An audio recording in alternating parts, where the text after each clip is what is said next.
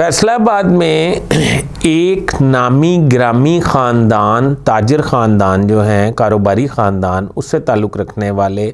काज़िम शेख ने अपने 3 बेटियों, 2 बीवियों और एक कमसुन बेटे को कत्ल करने के बाद ख़ुदकुशी कर ली है। ये हमारे माशरे का एक भयानक चेहरा है और ये रोज़मर्रा वाक़यात हमारे इर्द गिर्द ज़िंदगी में होते हैं और इसकी रोकथाम के लिए माशरे में हम कुछ नहीं करते। हम अफरा तफरी का दौर है, अभी तो सोग का आलम है और हालात ये हैं कि इस पे पूरा पाकिस्तान ना सिर्फ गमज़दा है और अंदर की बात ये पता चली है कि ये